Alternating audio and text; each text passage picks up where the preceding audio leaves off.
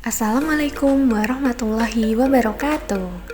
Halo teman-teman, hari ini kita akan belajar tentang hidup bersama alam. Nah, lalu apa itu alam? Alam adalah segala sesuatu yang ada di sekitar kita, seperti tumbuhan, hewan, air, dan tanah. Dengan keindahan dan kekayaan yang dimilikinya, alam memberikan banyak manfaat bagi kehidupan manusia.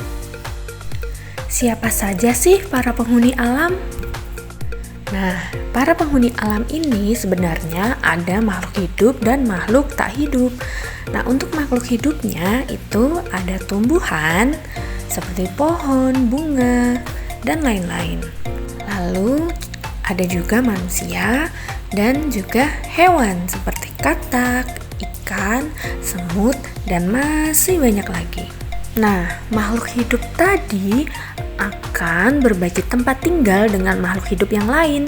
Mereka akan hidup berdampingan dalam suatu tempat atau lingkungan yang disebut habitat. Selanjutnya, apa itu ekosistem? Ekosistem adalah tempat di mana makhluk hidup dan benda tak hidup saling berinteraksi. Makhluk hidup ini disebut komponen biotik, sedangkan benda mati disebut komponen abiotik. Nah, lalu contoh komponen biotik itu apa aja sih? Nah, di sini contoh komponen biotik seperti yang tadi dijelaskan adalah makhluk hidup, yang mana itu ada tumbuhan, manusia, dan juga hewan seperti yang ada di gambar. Dan untuk komponen abiotiknya ini adalah benda mati, seperti matahari, air, tanah, dan juga udara. Lalu, ruang lingkup bagian ekosistem ini apa aja sih? Nah, yang pertama ada individu, yang kedua ada populasi, yang ketiga komunitas. Apa itu individu?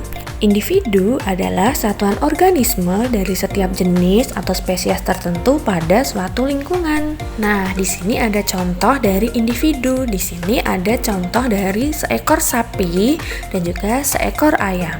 Jadi, untuk individu itu hanya berjumlah satu. Nah, yang kedua adalah populasi. Populasi adalah suatu kelompok dari individu-individu sejenis yang berada di suatu tempat.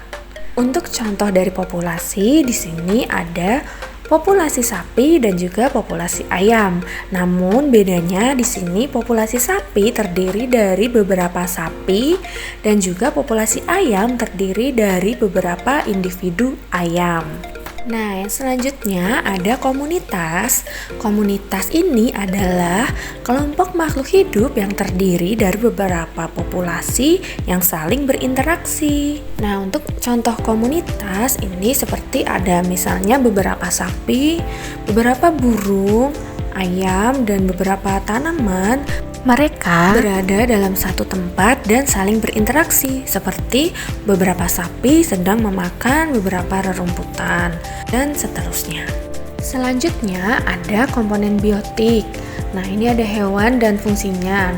Banyak hewan membantu menjaga keseimbangan alam, seperti lebah. Lebah ini membantu dalam proses penyerbukan dengan membawa serbuk sari dari satu bunga ke bunga lainnya. Lalu yang kedua ada cacing yang membantu menguraikan bahan organik dan meningkatkan sirkulasi udara dan air di dalam tanah. Dan juga semut yang membantu menguraikan bahan organik dan menjaga struktur tanah agar tetap sehat. Dan selanjutnya ada komponen abiotik. Ini seperti cahaya matahari, yang mana sinar matahari ini mendukung fotosintesis pada tumbuhan yang merupakan dasar dari rantai makanan. Lalu yang kedua ada air. Air adalah komponen penting bagi semua makhluk hidup untuk pertumbuhan, reproduksi, dan metabolisme. Dan yang terakhir ada tanah. Tanah menyediakan nutrisi penting bagi tumbuhan melalui kandungan mineral yang ada di dalamnya. Nah, setelah mempelajari individu, populasi, dan komunitas, serta komponen biotik dan abiotik tadi, bagaimana cara kita menjaga lingkungan agar individu, populasi, dan komunitas hewan serta tumbuhan tidak terganggu?